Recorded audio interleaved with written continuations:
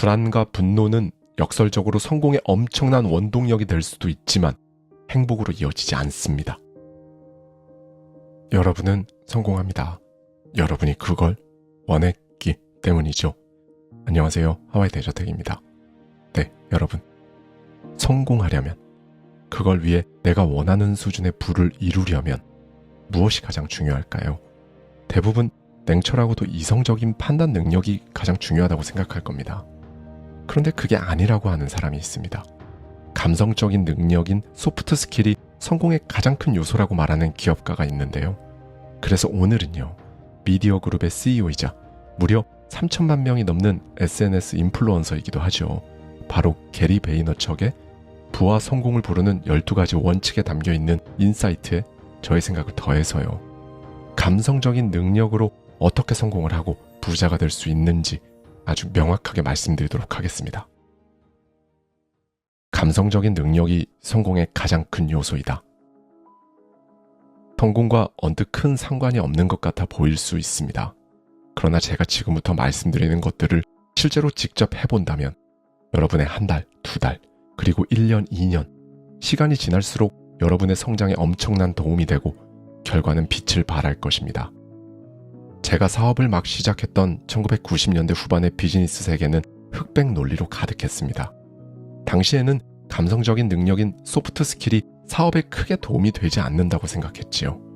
주류 비즈니스 사회에서 이런 특징들이 강조되는 것을 저는 한 번도 들은 기억이 없습니다. 비즈니스는 강자만이 살아남는 피도 눈물도 없는 세계로 보였습니다. 숫자, 실적, 성과와 결과 중요합니다. 하지만 소프트 스킬들을 먼저 익혀야 성장이 가능하다고 저는 생각합니다. 이걸 먼저 익히고 난 후 그런 기술들은 그 다음에 따라와도 충분하기 때문입니다. 이건 제가 회사를 크게 성장시켰던 일터는 물론 버스나 지하철 안, 식당 등 우리 삶의 일상에서 직접 관찰하고 경험한 것들입니다. 삶에서 가장 중요한 것은 여러분이 그토록 바라는 결과가 나오기까지 가져야 할 스스로에 대한 믿음과 인내심입니다. 그걸 이루기까지는 시간이 너무 부족하다고 생각해서 무언가에 늘 쫓기는 사람일수록 마음은 급해지고 좋지 않은 결정을 내릴 확률이 높아지지요. 체스 경기를 보면 경기 막바지에 타이머가 줄어들수록 선수들이 눈에 띄게 초조해하는 모습을 볼 수 있습니다. 세계 최고 실력의 체스 선수들이라 해도 시간을 의식하게 되는 그 순간 조급함이 몸짓과 표정에서 여실히 드러나고 마는 것이지요. 자신의 시간을 잘 운용하고 만족하는 사람은 생각보다 많지 않습니다. 사업가들 중에도 그 부분에 취약한 사람들이 많습니다. 늘 시간에 쫓긴다고 느끼지요. 그런데 그것은 시간을 제대로 이해하지 못하고 있기 때문입니다. 의학의 발달로 100세 시대가 된 지금도 많은 사업가들이 마치 잠시 후에 죽을 사람들처럼 급하게 의사결정을 내립니다. 감사.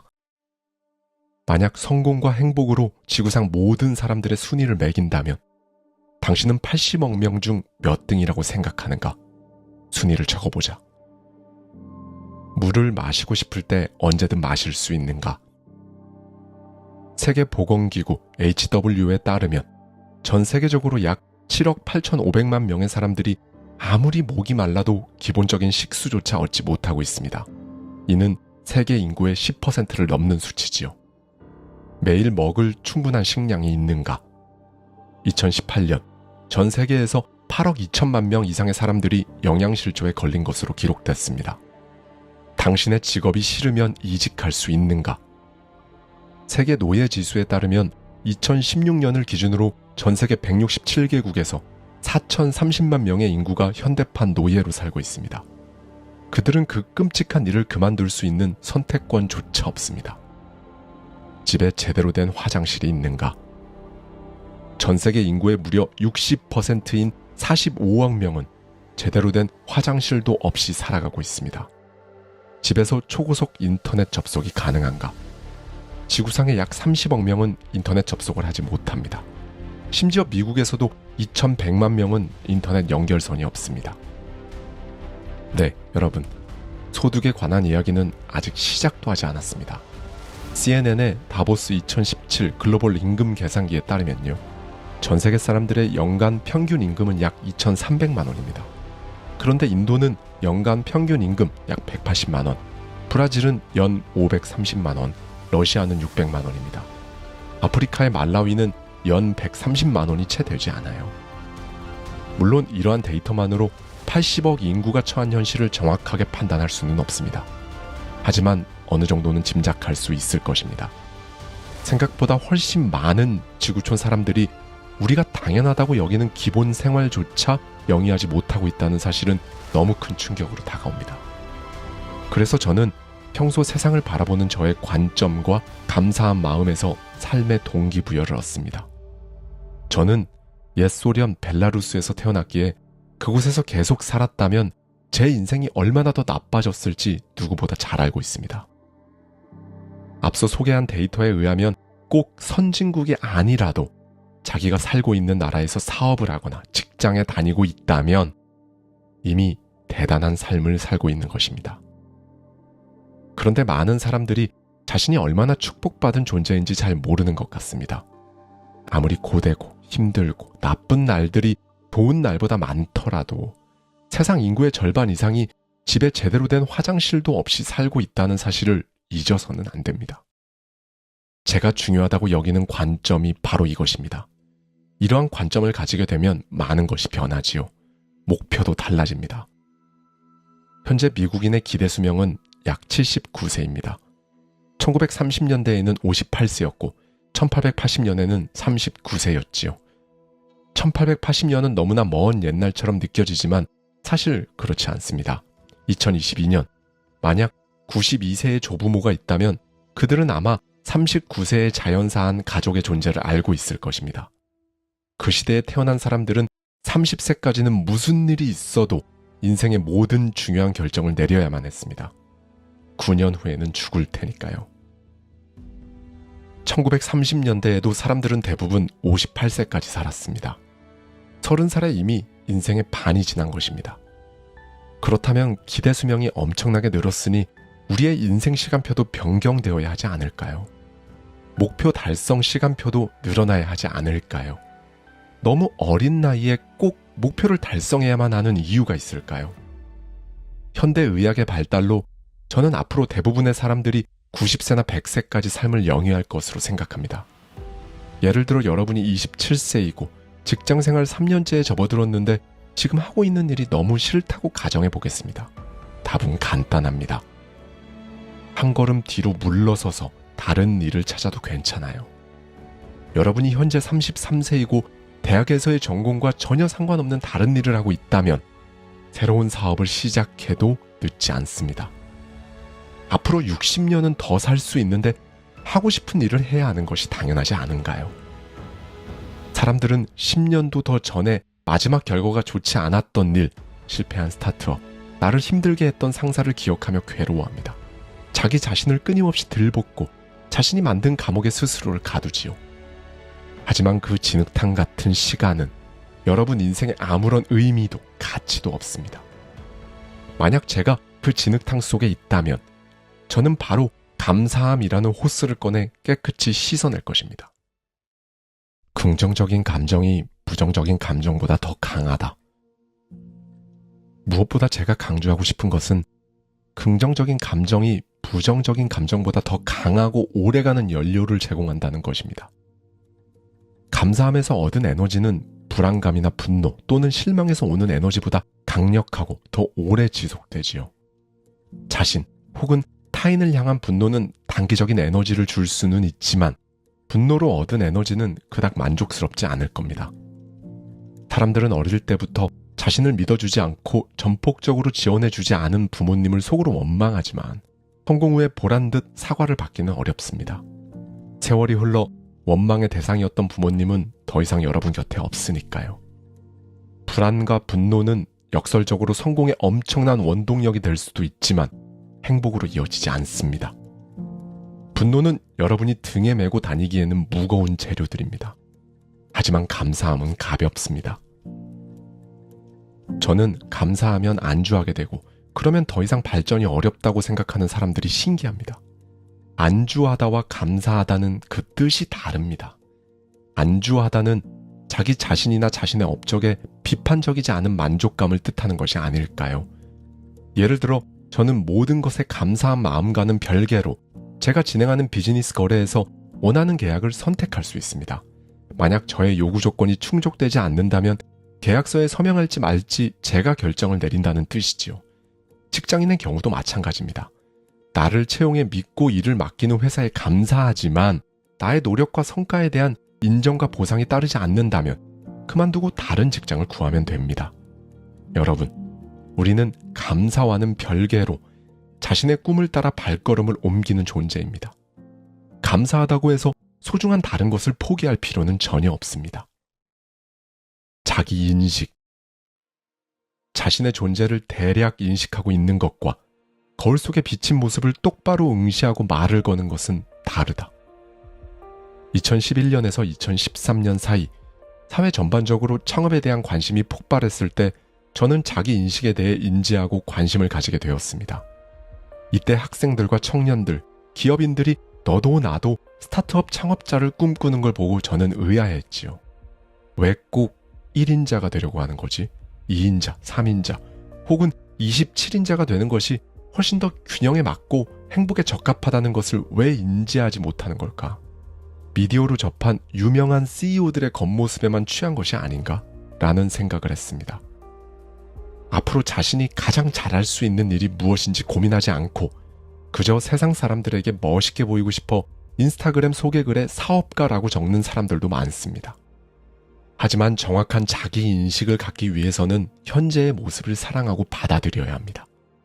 자신의 존재를 피상적으로 대충 알고 있는 것과 거울 속에 비친 모습을 똑바로 응시하고 말을 거는 것은 완전히 다릅니다.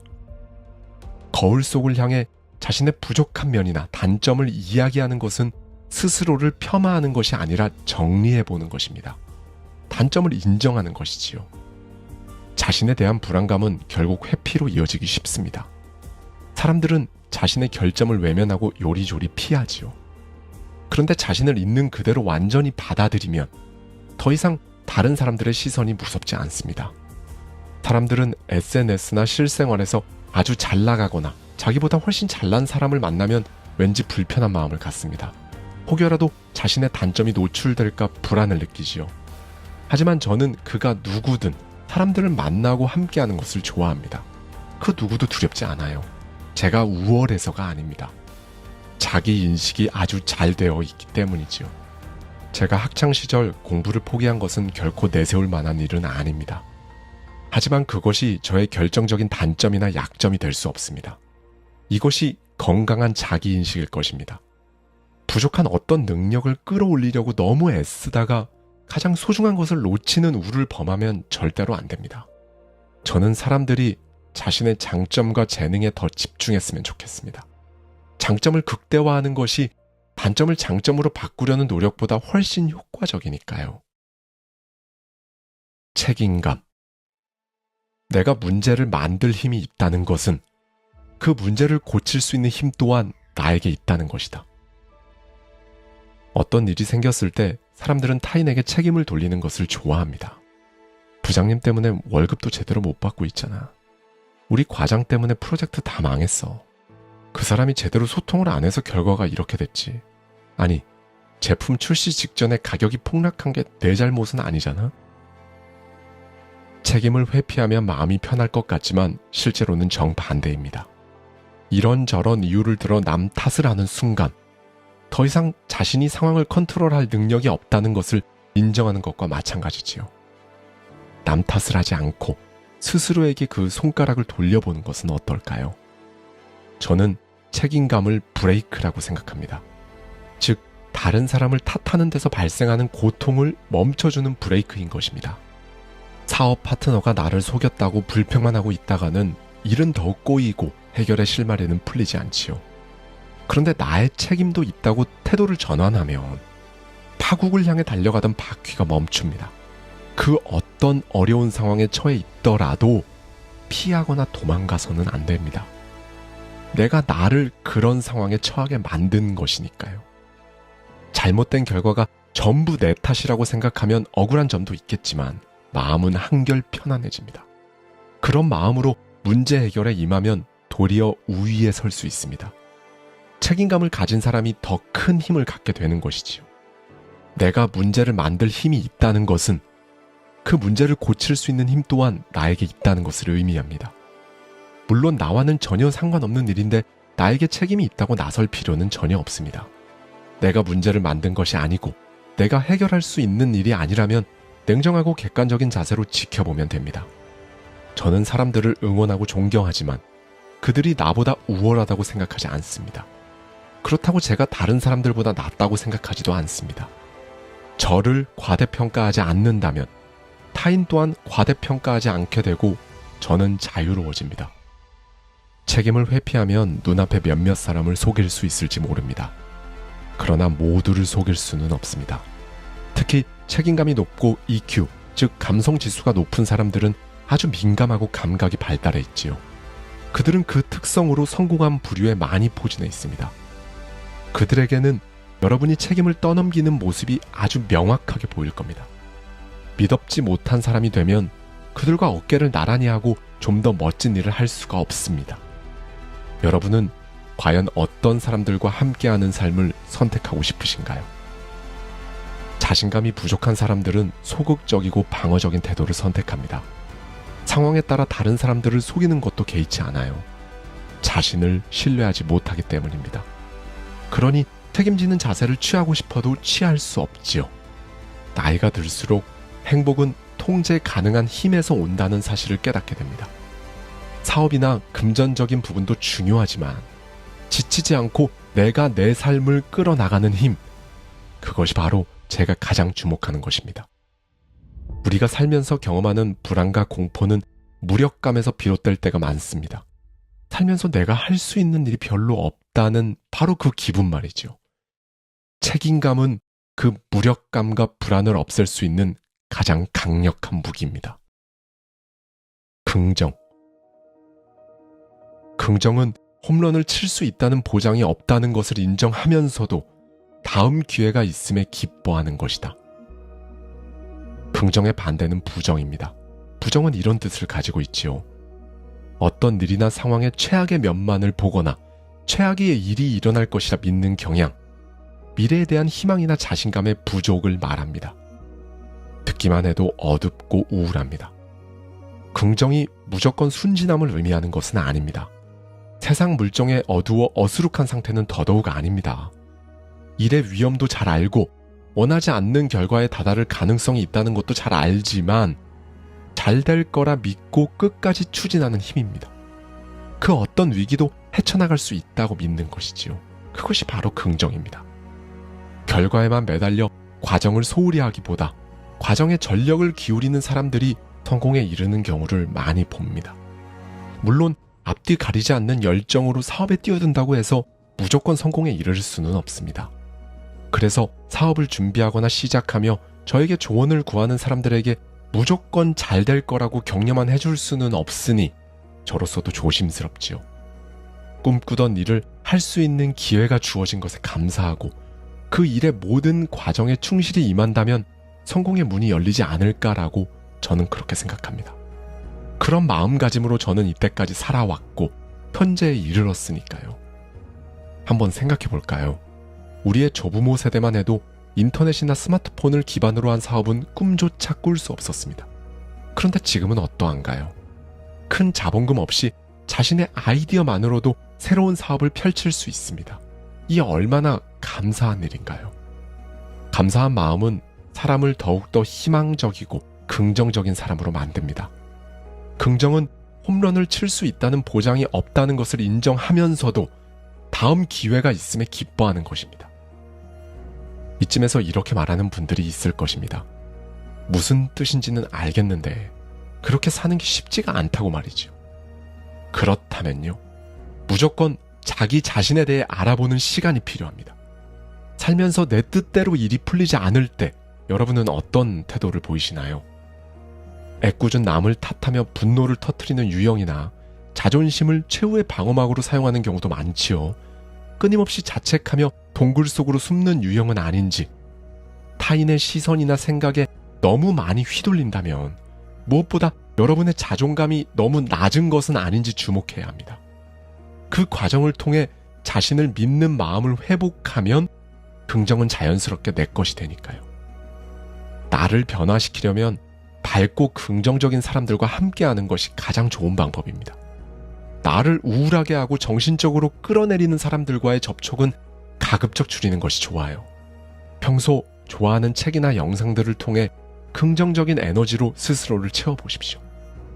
저에게 긍정은 목적지를 보여주는 지도와 같습니다. 그래서 저는 결과보다 과정을 더 중요하게 생각하지요. 긍정은 부정보다 그 과정을 더 즐겁게 만들어줍니다. 제가 이루고 싶은 목표나 꿈에 대한 희망과 자신감이 충만하면 매일 아침에 일어나는 것이 즐거울 것입니다. 잘 생각해 보세요. 게임에서 이기는 것보다 게임을 하고 있는 그 순간 그 자체가 더 재밌는 것과 똑같습니다. 저는 긍정과 끈기, 이 두 가지가 항상 붙어 다니는 관계라고 믿습니다. 만약 목표를 이룰 것이라는 낙관과 기대가 없다면 어떻게 끈기를 가질 수 있을까요? 도대체 어떻게 필요한 노력을 기울일 수 있을까요? 그리고 설령 성공에 이르렀다 한들 도대체 어떻게 그 성공을 지속할 수 있을까요? 만약 산을 오르고 있는데 왠지 정상에 오르지 못할 것 같다는 생각이 들면 다리에 힘이 풀릴 것입니다. 계속 내딛는 발걸음이 무거울 것입니다. 그런 상태로 과연 정상에 오를 수 있을까요? 하지만 정상에 오를 수 있다는 사실을 믿어 의심치 않는다면 끝까지 발걸음을 옮기지요. 다른 사람이 어떻게 생각하든 상관없이 그 과정을 즐길 테니까요. 그들이 나를 바라보는 시선에서 동정심이 느껴졌다. 20대 중반, 아버지의 와인 가게에서 근무할 때의 일이 기억납니다. 친구나 지인들이 술을 사러 종종 저를 찾았지요. 의사나 변호사, 아니면 월가의 금융인도 있었습니다. 그들은 비싼 샴페인을 구매했고 저는 지하 창고에서 샴페인을 꺼내와 계산한 후 그들의 자동차 트렁크에 실어주었습니다. 그들이 저를 바라보는 시선에서는 일말의 동정심과 함께 자기 자신에 대한 자부심이 함께 느껴졌지요. 그들의 눈에 비친 저는 나이 먹고 일자리도 구하지 못한 채 아버지 와인 가게에서 일하는 판매원일 뿐이었습니다. 그런 시선이 저라고 해서 유쾌하지는 않았습니다. 그런데 제가 그런 순간들을 잘 넘기고 그 상황에서 도리어 강력한 동기부여를 얻은 건 제 스스로에 대한 믿음과 끈기 덕분이었어요. 저는 제가 가진 것들을 멋지게 잘 활용했습니다. 공감, 친절, 감사함 등이 그것입니다. 20대 초반의 저는 끈기와 확신을 획득했고 그 뒤에는 공감과 인내심을 추가했지요. 손님으로 찾아온 친구 차에 트렁크를 열어 샴페인을 실어주던 제가 무슨 생각을 하며 그 일을 하고 있었는지 그들은 결코 몰랐을 것입니다. 저는 오로지 목표를 세우고 그 일에만 전념했습니다. 저는 저만의 전략과 인내심을 가지고 가장 가까운 장래와 먼 미래를 함께 내다보았지요. 아버지 와인 가게에서 일하는 그 시간이 전혀 아깝지 않았습니다. 저는 친구들과 비교해 제가 뒤처져 있다거나 잘못된 길을 가고 있다고 생각하지 않았어요. 그들은 제 원대한 꿈을 알지 못했고 저 역시 서운할 것이 없었습니다. 나는 나의 길을 가면 그만이니까요. 그 시절에 저는 매일 15시간 이상 고객들을 상대하면서 저의 실력을 키우는 것이 무엇보다 중요하다고 생각했습니다. 열심히 와인을 팔면서 소통 능력을 포함해 저에게 필요하다고 생각되는 것들을 배워나갔지요. 언젠가 제가 다른 일을 하게 될 것이라는 사실도 너무 잘 알고 있었습니다. 아버지의 사업이 단단하게 안정적으로 구축되면 그 다음은 저의 일을 할 차례였습니다. 당시 그런 상황을 이해해주는 사람은 별로 없었지만 저는 제 자신을 이해했고 그것만이, 정말 그것만이 가장 확실한 동기부여가 되었습니다. 여러분, 확신과 끈기는 늘 따라다니며 함께 작용합니다. 여러분이 하는 일에 대한 확신이 있을 때 끈기는 몇 배로 증폭됩니다. 그리고 불안감의 대부분은 자신감과 인내심이 없을 때 나타납니다.